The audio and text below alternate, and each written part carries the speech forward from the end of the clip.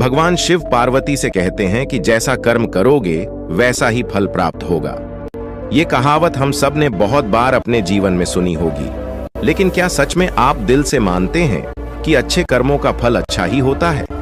अंदर से कोई स्पष्ट उत्तर नहीं आ रहा होगा, क्योंकि हम अपने आसपास ऐसे बहुत से लोगों को देखते हैं जो जीवन भर अच्छे कर्म करते रहते हैं, लेकिन इसके बावजूद उन्हें अच्छे फल प्राप्त नहीं हो पाते।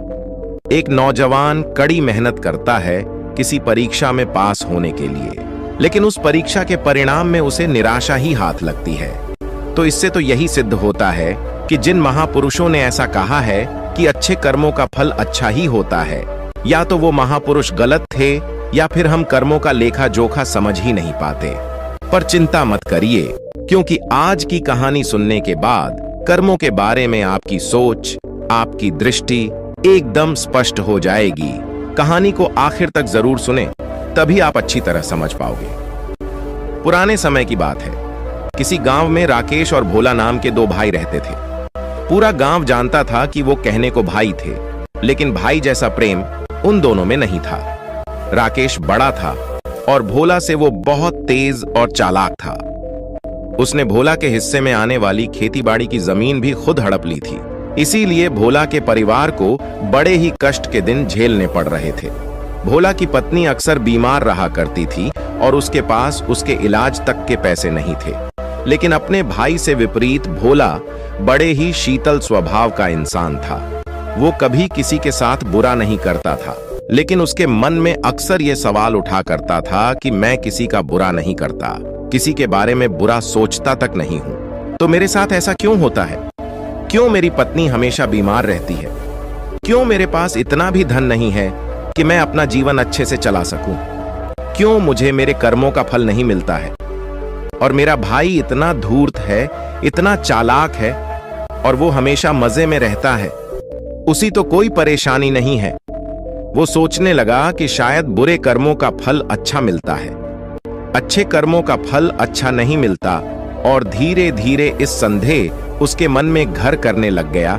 उसी गांव से कुछ दूर एक सन्यासी अपनी कुटिया बनाकर रहा करता था। जब भी वो सन्यासी गांव में भिक्षा मांगने के लिए आता तो सबसे एक ही बात कहता कि जो तूने किया वो तेरे हिस्से और जो मैंने किया वो मेरे हिस्से।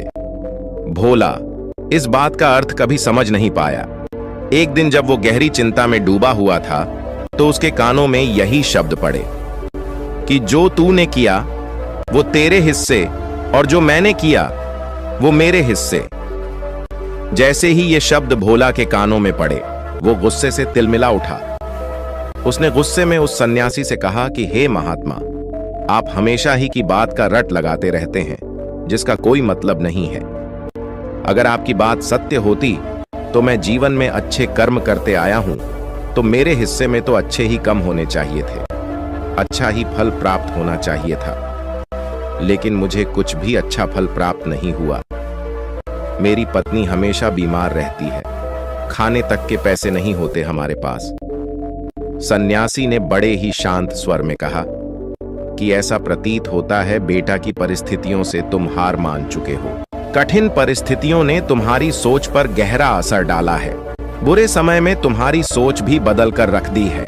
तुम्हें काम करना, आज संध्या समय कुछ फल लेकर मेरे आश्रम में आना, फिर मैं तुम्हारे सारे सवालों के जवाब दूंगा। और ये कहकर वो सन्यासी अपना भिक्षा पात्र लेकर अगले घर की तरफ निकल जाता है। संध्या समय भोला ने कुछ फल खरीदे और गांव से दूर उस सन्यासी की कुटिया की तरफ निकल पड़ा। जैसे जैसे वो रास्ते पर आगे बढ़ रहा था, उसे अथाह शांति का अनुभव हो रहा था। क्योंकि रास्ता गांव से दूर था, इसीलिए उसमें कोई हलचल नहीं थी। बस रास्ते में जगह जगह कुछ लंगूर और बंदर दिखाई दे रहे थे। भोला के मन में आया कि वो कुछ पल उन बंदरों और उन लंगूरों को खिला दें। लेकिन फिर उसने सोचा कि अगर मैं फल लेकर सन्यासी के पास नहीं गया तो मेरे सवालों के जवाब मुझे नहीं मिलेंगे। इसीलिए बंदरों से वो फल बचाता हुआ उस सन्यासी की कुटिया तक पहुंचा। जैसे ही भोला उस कुटिया में पहुंचा, वैसे ही सन्यासी बोल पड़ा, अगर मन में था तो ये फल खिला क्यों नहीं दिया बंदरों को? ये सुनकर भोला आश्चर्यचकित रह गया। सन्यासी को कैसे पता चला कि उसके मन में बंदरों को फल खिलाने की इच्छा उठी थी। उसने पूछा कि महात्मा, आपको कैसे पता कि मैं बंदरों को फल खिलाना चाहता था? सन्यासी ने बड़े ही शांत स्वर में कहा कि जरूरी यह नहीं है कि मुझे कैसे पता चला। हम तो सन्यासी हैं, सबके मन की बात पढ़ लेते हैं। जरूरी यह बात समझना है कि जिस तरह एक बछड़ा हजारों गायों के बीच अपनी मां को ढूंढ लेता है, उसी प्रकार कर्म अपनी कर्ता को ढूंढ ही लेता है। ये कर्म मेरे हाथों ही होना लिखा था। और ये कहकर सन्यासी ने उसके हाथ से फल लिए और बंदरों को खिलाना शुरू कर दिए। भोला इस बात का मतलब समझ नहीं पाया, इसीलिए उसने उस सन्यासी से सवाल किया कि महात्मा, मैं आपकी बात का आशय समझ नहीं पाया। कृपया करके मुझे अज्ञानी को इसका मतलब समझाने की अनुकंपा करें। सन्यासी ने बड़े शांत स्वर में कहना शुरू किया कि बेटा, मनुष्य को हमेशा यही लगता है कि वही करने वाला है, वही करता है और वही कर्म करेगा। लेकिन समझने की बात यह होती है कि कर्म आपका खुद चुनाव करता है, आप कर्म का चुनाव नहीं करते। अगर आप किसी कर्म को करने के योग्य है तो हजारों लोगों के बीच में से कर्म आपको अपने आप ढूंढकर निकाल लेगा। इसीलिए योग्य बनने पर ध्यान दो, कर्म करने पर ध्यान मत दो। अगर तुम सिर्फ कर्म करने पर ध्यान दोगे तो कभी योग्य नहीं बन पाओगे। योग्य बनने के लिए जिन कर्मों की आवश्यकता होती है, पहले उन छोटे छोटे कर्मों को करना शुरू करो, और जब तुम योग्य बन जाओगे तो बड़ा कर्म या कहें कि मुख्य कर्म या फिर जिस कर्म के लिए तुम बने हुए हो, वो कर्म तुम्हारे पास खुद चल कर आएगा। उदाहरण के लिए तुम इन बंदरों को देखो। इन बंदरों ने छोटे छोटे कर्म करके पेड़ों पर चढ़ना सीखा, गुलाटियां लगाना सीखा, और इसी प्रकार छोटे छोटे कर्म करते हुए ये मुझ तक पहुंच गए, और मुझ तक पहुंचने के बाद इनके पास इनका खाना खुद ही पहुंच गया। इसीलिए अपनी रोजमर्रा की जिंदगी में छोटे छोटे कर्म करते हुए अपने आप को योग्य बनाते जाओ, और जब तुम योग्य बन जाओगे तो अपने आप बड़ा लक्ष्य तुम्हें प्राप्त हो जाएगा। सन्यासी ने अगला कथन कहना शुरू किया, जो कि बहुत ही जरूरी था। ध्यान लगाकर सुनना, अगर तुम योग्य बनने के लिए कर्म नहीं करोगे तो दूसरे लोगों के कर्म भी तुम्हें प्रभावित करने लगेंगे। उदाहरण के लिए तुम्हारी पत्नी कई दिनों से बीमार है। तुम अक्सर यही सोचते हो कि मुझे किन कर्मों की सजा मिल रही है, लेकिन समझने की बात यह होती है कि तुम्हारी पत्नी बीमार अपने कर्मों की वजह से है, तुम्हारे कर्मों की वजह से नहीं है। तुम्हारे कर्म तो अच्छे हैं, लेकिन क्या पता तुम्हारी पत्नी के कर्म अतीत में अच्छे ना रहे हों, जिसकी वजह से वो बीमार हो गई हो, और तुम्हारी पत्नी के कर्मों की वजह से तुम्हें भी दुख झेलना पड़ रहा है। और इसी प्रकार बहुत से मनुष्य अपने बच्चों की वजह से, अपने परिवार की वजह से, इन सब की वजह से खुद दुख झेल रहे होते हैं। लेकिन जरा सोचो, अगर तुम योग्य होते तो तुम अपनी पत्नी का खुद इलाज करवा पाते, उसकी बीमारी दूर करवा पाते, और क्या पता अगर तुम योग्य होते तो तुम्हारा किसी दूसरी स्त्री के साथ विवाह हुआ होता जो स्वस्थ होती, लेकिन तुम योग्य नहीं थे, इसीलिए तुम अपनी पत्नी की वजह से खुद दुख झेल रहे हो। अगर तुम योग्य बन जाओगे तो दूसरे लोगों के कर्म तुम्हें प्रभावित नहीं कर पाएंगे। सन्यासी ने भोला को चेतावनी देते हुए कहा कि याद रखना, भोला आपको वो नहीं मिलता जो आप चाहते हो, बल्कि वो मिलता है जिसके आप योग्य हो। इसीलिए अपनी योग्यता को बढ़ाने पर काम करो, उसके लिए कर्म करो। कर्म का फल पाने के लिए कभी कर्म मत करो। भोला ने सन्यासी से हाथ जोड़कर एक सवाल पूछा कि महात्मा, मुझे यह बताने की अनुकंपा करें कि मैं अपनी योग्यता किस प्रकार बढ़ा सकता हूं ताकि मेरा मुख्य कर्म मुझको खुद ढूंढ सके। सन्यासी ने बड़े ही शांत स्वर में कहना शुरू किया कि बेटा, इसके लिए बड़े ही सरल सरल उपाय होते हैं। सबसे पहला उपाय है कर्म करके भूलते जाओ। तुम जो भी कर्म कर रहे हो, अपने योग्य बनने के लिए उस कर्म को करने के बाद भूल जाओ। ये मत सोचो कि उससे तुम्हें क्या प्राप्त हुआ। इसीलिए कहा जाता है कि कर्म करो, फल की चिंता मत करो। अगर तुम फल की चिंता करोगे तो वास्तविकता में तुम कर्म कर ही नहीं रहे होंगे। अक्सर मनुष्य की पीड़ा का ये एक बहुत बड़ा कारण होता है। वो सोचता है कि मैं कर्म तो अच्छे कर रहा हूं, लेकिन मुझे फल प्राप्त नहीं हो रहे, और यही पीड़ा उसके मन को ठेस पहुंचाती रहती है, उसको अपने लक्ष्य से भटकती रहती है। किसी कर्म को करने के बाद अपना आकलन जरूर करें, लेकिन फल की चिंता न करें। भोला ने सन्यासी से सवाल किया कि महात्मा, हम अपना आकलन कैसे कर सकते हैं? सन्यासी ने उत्तर दिया कि बेटा, जब भी तुम कोई काम पूरा करते हो तो काम पूरा करने के बाद खुद से ये सवाल पूछो कि क्या इस काम को करते समय तुम्हारा ध्यान इसी काम पर टिका हुआ था? ये तुम्हारा ध्यान कहीं और भटक रहा था? इस तरह तुम खुद का आकलन कर पाओगे कि तुम कितने ध्यान के साथ उस काम को कर रहे थे, और जितने ध्यान से तुम किसी कर्म को करोगे उतनी ही तुम्हारी योग्यता बढ़ती जाएगी। और अगर तुम यूं ही बस पूरा करने के लिए किसी कर्म को करते रहोगे तो उस कर्म से तुम कभी भी योग्य नहीं बन पाओगे। वो कर्म तो पूरा हो जाएगा, लेकिन उसका फल तुम्हें प्राप्त नहीं होगा। इसीलिए अपना आकलन इस प्रकार करो कि तुम्हारा ध्यान वहां पर टिका हुआ था या नहीं था, या तुम्हारे विचार तुम्हें कहीं भटका ले गए थे। और कोशिश करो कि तुम्हारे विचार अगली बार जब तुम ये कर्म करो तो उसी कर्म पर टिके रहे, इधर उधर दूसरी बातों में भटके ना। भोला ने इस पर एक सवाल पूछा कि महात्मा, जब भी हम कोई कर्म करते हैं तो हमारा मन विचारों से ग्रस्त हो जाता है, वो तरह तरह की बातें सोचने लगता है, तो हम किस तरह अपने मन को एक ही कर्म पर टिकाकर रख सकते हैं? इसके लिए कोई उपाय बताएं। सन्यासी ने इसका उत्तर देते हुए कहना शुरू किया कि बेटा, जब भी तुम किसी कर्म को करते समय अपना पूरा भाव उसमें डाल देते हो तो तुम्हारे विचार उसी कर्म पर केंद्रित रह सकते हैं। पूरे निष्ठा, प्रेम और सद्भाव के साथ किया गया कर्म तुम्हारे विचारों को इधर उधर नहीं भटकने देता। विचार तभी तुम्हें दूसरी दिशाओं में बहा कर ले जाते हैं जब तुम उस कर्म को पूरी निष्ठा के साथ नहीं करते, उसमें पूरा प्रेम नहीं डालते, उसमें पूरा भाव नहीं दिखाते। जब ये तीनों चीजें तुम उस कर्म में डाल देते हो तो स्वाभाविक रूप से तुम पूरी तरह उस कर्म में सम्मिलित हो जाते हो और तुम्हारा मन और मस्तिष्क एक ही जगह पर टिका रहता है। सन्यासी ने अपनी बात खत्म करते हुए कहा कि अगर कोई इंसान, कोई मनुष्य इन उपायों का सही तरीके से इस्तेमाल करता है, उनका पालन करता है, तो वो किसी भी कर्म के लिए अपने आप को योग्य बना सकता है। और एक बार अगर वो योग्य बन जाता है तो उसी बछड़े की भांति उसका कर्म उसे अपने आप ढूंढ लेता है। भोला को कुछ फलों के बदले जीवन भर का ज्ञान मिल चुका था, उसे स्पष्टता मिल चुकी थी, उसके सारे मन के सवाल खत्म हो चुके थे। उसने सन्यासी को प्रणाम किया और वहां से अपने घर के लिए निकल पड़ा। रात हो चुकी थी और रास्ते पर अंधेरा छाया हुआ था। वो इन बातों के बारे में विचार करता हुआ अपने घर की तरफ निकल पड़ता है।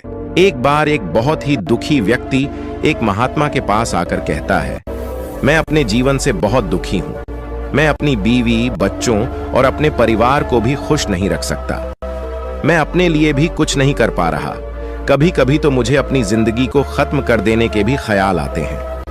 आप इतनी साधनाएं करते हैं, इतनी तपस्या करते हैं, क्या आप मुझे कोई ऐसा मार्ग बता सकते हैं जिससे मैं अपने बुरे वक्त से बाहर आ सकूं?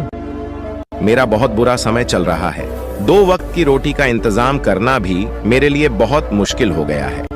अब आप ही बताइए कि ऐसे वक्त में मैं जिंदा रहूं तो कैसे रहूं? कैसे अपने परिवार को खुश रहूं? कृपया करके कोई साधारण सा तरीका बताने की अनुकंपा करें ताकि मैं आसानी से समझ सकूं, क्योंकि मैं बहुत पढ़ा लिखा नहीं हूं। अगर आप बड़ी बड़ी ज्ञान की बातें करेंगे तो शायद मैं कभी समझ भी नहीं पाऊंगा। ये सुनकर महात्मा ने मुस्कुराते हुए कहा कि तुम एक काम कर सकते हो। उसने सामने की तरफ इशारा करते हुए कहा कि उस ऊंची पहाड़ी पर एक मंदिर है और उस मंदिर के पास चींटियां का एक घर है जहां पर हजारों चींटियां रहती हैं। तुम्हें सुनने में बड़ा अजीब लगेगा, लेकिन वो चींटियां उस मंदिर की जमीन को खराब कर देती हैं। उस मिट्टी की उपजाऊ शक्ति वो खत्म कर देती है, जिसके कारण वहां पर कोई भी पेड़ या कोई भी घास पनप नहीं पाती है। तुम मेरा एक काम करो, उसके बाद मैं तुम्हें तुम्हारे सवालों के जवाब दूंगा। तुम 7 दिन तक रोज उस पहाड़ी पर जाओ और उस चींटियां के घर को तहस नहस कर दो, उसको तोड़ दो। जब भी तुम्हें कोई चींटियों का घर दिखे मंदिर के आसपास तो उसे वहीं पे तहस नहस कर देना। लेकिन याद रहे, घर को तोड़ने में कोई भी चींटी मरने नहीं चाहिए। इस बात को समझने का प्रयास करते हुए वो युवक वहां से चला गया। शायद उसको कुछ समझ में नहीं आया था कि महात्मा जी ऐसा क्यों करवा रहे हैं। वो तो उन चिड़ियों पर अन्याय कर रहे हैं, उनका घर तुड़वा रहे हैं, उन्हें नुकसान पहुंचा रहे हैं। आखिर कौन महात्मा ऐसा करेगा? लेकिन फिर भी उस महात्मा की बात मानते हुए वो अगले दिन से ही पहाड़ी पर जाना शुरू कर देता है। जब वो पहले दिन पहाड़ी पर पहुंचता है तो देखता है कि बहुत सारी चींटियां अपना खाना जुटाने में लगी हुई है। सारी चींटियां कतार से चल रही थीं और अनाज के छोटे छोटे कण उठाकर अपने घर में जमा करती जा रही थीं।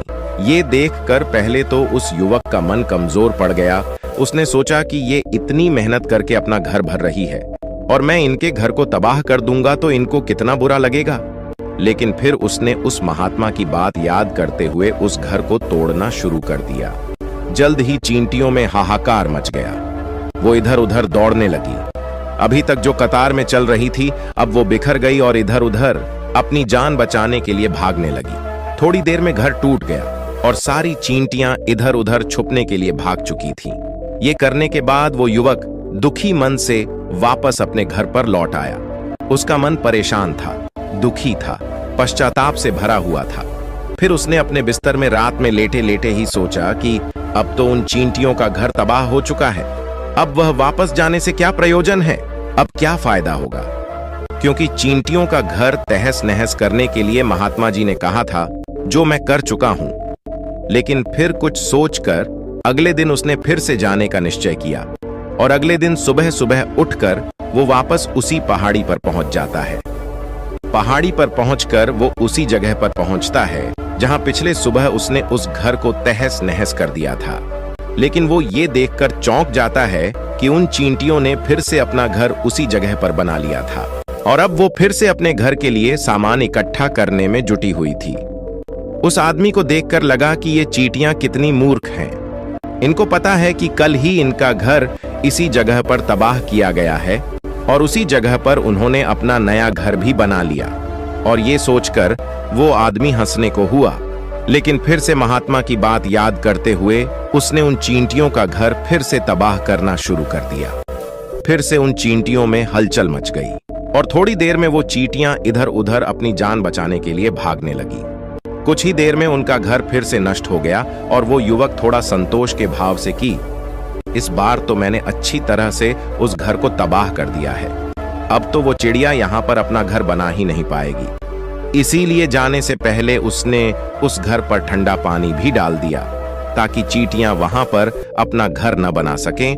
और इस तरह अपना कर्म पूरा करके वो युवक फिर से अपने घर लौट आया। आज रात में सोते वक्त फिर से वो इंसान यही सोच रहा था कि क्या महात्मा ये सही काम करवा रहे हैं? क्या किसी का घर तबाह करना किसी सिद्ध पुरुष को शोभा देता है? क्या हो अगर वो महात्मा सिद्ध पुरुष हो ही ना? क्या होगा अगर वो मुझे बेवकूफ बना रहे हों? लेकिन फिर उसने निश्चय किया कि मैं अपने काम को पहले पूरा कर लेता हूं, उसके बाद ही पता चलेगा कि महात्मा मुझसे ऐसा क्यों करवा रहे थे। और यही सोचकर वो रात में सो जाता है। अगले दिन सुबह उठकर वो फिर से उसी पहाड़ी की ओर निकल जाता है। पहाड़ी पर पहुंचकर वो उसी जगह पर पहुंचता है जहां पर उसने उनके घर को तबाह कर दिया था और वो ये देखकर खुश हो जाता है कि वहां पर कोई भी घर नहीं था। सारी चींटियां वहां से भाग चुकी थीं। अब उसने सोचा कि अब मेरा रोज रोज आने का क्या प्रयोजन, क्योंकि चींटियां तो अपना घर बदल चुकी हैं और महात्मा जी ने मुझे 7वें दिन आने के लिए कहा था। लेकिन आज तो तीसरा ही दिन है, अब बाकी 4 दिन वापस आने का क्या प्रयोजन। और यही सोचकर उसने निश्चय किया कि यहां से वो सीधा उसी महात्मा के पास जाएगा और उनको ये सारी खबर बता देगा। जब वो वापस मुड़कर उस पहाड़ी से उस महात्मा की कुटिया की तरफ जाने लगा तो उसने देखा तो अचानक उसकी नजर एक और घरौंदे पर पड़ी जो कि चींटियों का ही बनाया हुआ था। मतलब कि वो घरौंदा चींटियों ने ही बनाया था और अब वो चींटियां नए घर में वास कर चुकी थीं। ये नया घर उनके पुराने घर से थोड़ी ही दूरी पर था और जब उसी युवक की नजर उस घरौंदे पर पड़ी तो उसने सोचा कि शायद महात्मा को पता था कि ये चींटियां अपना घर यहां से बदलकर किसी दूसरी जगह पर बना लेगी। इसीलिए उन्होंने मुझे 7वें दिन आने के लिए कहा था और ये विचार करके वो उसका नया घर भी तोड़ने के लिए पहुंच जाता है। जब वो वहां पहुंचा तो चींटियां उसी तरह अपने कार्य में लगी हुई थीं। वो अपने लिए खाना इकट्ठा कर रही थी और अपने घर में जमा करती जा रही थी जो पुराना घर टूटा था। वहां भी अनाज के कारण बचे हुए थे और चींटियां वहां से भी अनाज इकट्ठा कर करके वापस अपने नए घर में ला रही थीं। अब यहाँ पर फिर से युवक का मन थोड़ा कमजोर पड़ गया, क्योंकि वो खुद भी कमजोर था, खुद भी वक्त का मारा हुआ था। इसीलिए उसके मन में उन चींटियों के प्रति दया का भाव उमड़ रहा था। उनके ऊपर उसे दया आ रही थी। वो चाहता था कि उनकी मदद करे, लेकिन वो उल्टा उनको नुकसान पहुंचा रहा था। लेकिन उस महात्मा की बात को याद करते हुए उसने फिर से उस घर को तोड़ने का निश्चय किया और उसने इस बार बड़ी ही सावधानी के साथ बिना किसी चींटी को कोई नुकसान पहुंचाए वो घर तबाह करना शुरू कर दिया। वक्त थोड़ा ज्यादा लगा, क्योंकि किसी भी चींटी को नुकसान न पहुंचाने की शर्त महात्मा ने पहले ही रखी थी। इसीलिए उसको बड़ी सावधानी के साथ उन घरों को तबाह करना था। लेकिन आखिरकार उसने उस घर को भी तबाह कर दिया और उस घर को तबाह करने के बाद वो बड़े ही दुखी मन से, इस बार वो पहले से भी ज्यादा दुखी था, क्योंकि उसने उनका नया घर भी तोड़ दिया था। वो उन चींटियों को बसने ही नहीं दे रहा था और वो अब अपने आप को शैतान या दानव समझने लगा था। लेकिन फिर भी उस महात्मा की बात को मानते हुए वो अपने घर पर दुखी मन से वापस आ गया। रात में सोने से पहले एक बार उसने फिर से सोचा कि मैं कितना बड़ा शैतान हूं, कितना बड़ा दानव हूं। पुराना घर तो छोड़ो, मैं उन चींटियों को कहीं भी बसने के लिए कोई जगह ही नहीं दे रहा हूं। वो चींटियां मेरे बारे में क्या सोचती होंगी? वो कितना दुत्कारती होंगी उस परमात्मा को जो मेरे द्वारा ये काम करवा रहा है। लेकिन फिर भी उसने अगले दिन जाने का निश्चय किया और अगले दिन सुबह सुबह वो फिर से वहां पर पहुंच गया। वो ये देखकर फिर से आश्चर्यचकित रह जाता है कि इस बार चींटियों ने एक और नई जगह पर अपना घर बना लिया था, तो पहले से भी ज्यादा ऊर्जा के साथ काम कर रही थी और उन्होंने एक रात में पहले से भी बड़ा घर बना लिया था और अब वो फिर से अपना अनाज और खाना इकट्ठा करने में जुटी हुई थी। ये देखकर उस आदमी को लगा कि ये चींटियां किस मिट्टी की बनी हुई हैं। मैं इनको बार बार यहां से भगाने की कोशिश कर रहा हूं और ये वहीं पर अपना घर बना लेती है। क्या इनको पता नहीं है कि मैं इन्हें यहाँ पर कभी भी बसने नहीं दूंगा? ये चींटी है, दिखने में इतनी छोटी है, लेकिन फिर भी ये मुझसे हार नहीं मान रही है। बड़ी ताज्जुब की बात है। और इस बार उसने गुस्से में उस घर को तहस नहस करना शुरू कर दिया। लेकिन इस बार तहस नहस करते हुए कुछ चींटियां वहीं पर मर गईं। उसके पैरों तले कुचल दी गई। कुचलने के बाद जब वो अपने अहंकार से बाहर आया तो उसने देखा कि गुस्से में उसने उन चींटियों को कितनी क्षति पहुंचा दी है। उसका मन पश्चाताप से भर गया और वो रोता हुआ अपने घर की तरफ बढ़ गया। रात में सोते वक्त उसने सोचा कि मैं उन चींटियों पर बहुत ज्यादा अत्याचार कर रहा हूं, अब इससे ज्यादा अत्याचार मैं नहीं कर पाऊंगा। और यही सोचकर वो अगले दिन उन चींटियों के लिए अपने घर से थोड़ा आटा लेकर उसी पहाड़ी पर पहुंच जाता है। आज उसके मन में उन चींटियों के प्रति श्रद्धा का भाव था, दया का भाव था। आज वो उनकी मदद करना चाहता था और जब वो वहां पर पहुंचा तो चींटियां फिर से अपने नए घर को बनाने में जुटी हुई थीं। उसने बड़ी ही करुणा के साथ उन चींटियों को अपना लाया हुआ आटा खिलाया और अगले 3 दिनों तक वो ऐसा ही करता रहा। वो रोज सुबह जाता और उन चींटियों को अपने हाथों से आटा खिलाता। 7 दिन के बाद वो युवक उस महात्मा के पास पहुंचकर हाथ जोड़कर बोलता है कि हे महात्मा जी, मुझे माफ कर देना। मैंने उन चींटियों का घर तबाह करने के लिए बहुत कोशिश की। मैंने उनका घर तबाह किया भी, एक बार नहीं 4-4 बार मैंने उनका घर तोड़ा। उसके बाद मैं हिम्मत नहीं कर पाया, उनके घर को नहीं तोड़ पाया। मैं समझ सकता हूं कि मैंने आपका काम पूरा नहीं किया और इसके बदले आप मुझे वो तरीके भी नहीं बताएंगे जो कि मुझे मेरे बुरे समय से बाहर निकाल सकते हैं। लेकिन मुझे इसका कोई खेद नहीं है। मुझे लगता है कि मैंने जो किया वो सही किया, इसीलिए मैं आपसे आज्ञा लेकर वापस जा रहा हूं। कृपया मुझे वापस अपने घर जाने की आज्ञा दीजिए। ये सुनकर महात्मा ने मुस्कुराते हुए कहा कि अरे बेटा, कहां चल दिए? रुको तो सही, जलपान तो कर लो, थोड़ी देर ठहर जाओ, उसके बाद चले जाना। और ये कहकर वो महात्मा उस युवक के लिए पानी लेकर आते हैं। पानी पिलाने के बाद महात्मा उस युवक से पूछते हैं कि तुम मुझे ये बताओ कि आखिर तुम उन चींटियों का घर तबाह क्यों नहीं कर सके? वो चींटियां तो छोटी छोटी हैं और तुम इतने विशालकाय हो। फिर भी तुम उन छोटी छोटी चींटियों का घर तबाह नहीं कर पाए। कहां है तुम्हारी शक्ति, तुम्हारा बाहुबल? इसका जवाब देते हुए उस युवक ने कहा कि हे महात्मा, मैंने उन चींटियों का घर तबाह कर दिया था, बार बार किया था। एक बार तो अपने गुस्से में उन चींटियों को भी मैंने हानि पहुंचा दी थी, लेकिन जिस दिन मैंने उनको हानि पहुंचाई, उसी दिन मेरे को लगा कि मैं इनको क्यों हानि पहुंचा रहा हूं, क्यों इनको इतनी तकलीफ दे रहा हूं, और उसी दिन से मैंने उनको क्षति पहुंचाने की बजाय, नुकसान पहुंचाने की बजाय उनकी सहायता करनी शुरू कर दी। ये सुनकर उस महात्मा ने कहा कि यही तो सीखने की बात है। एक छोटी सी चींटी हमें जीवन का संदेश दे जाती है। मैंने तुम्हें उन चींटियों का घर तबाह करने के लिए नहीं भेजा था, मैंने तुम्हें भेजा था ताकि तुम उन चींटियों से कुछ सीख ले सको। तुम्हें क्या सीख मिली उन चींटियों से, क्या मुझे बता सकते हो? यह सुनकर उस युवक ने पूरी कहानी बयां कर दी। पूरी कहानी सुनने के बाद महात्मा ने मुस्कुराते हुए कहा कि बेटा, पहली सीख जो इन चींटियों से लेने की थी वो ये थी कि तुमने कितनी ही बार उनके घर को तोड़ने की कोशिश की, कितनी ही बार प्रयास किया कि उनका घर तबाह हो जाए, लेकिन वो हर बार अपना नया घर बना लेती थी। उन्होंने कभी भी हार नहीं मानी। अगर वो हार मान लेती तो वो चींटियां तुम्हें वहां पर नहीं मिलती।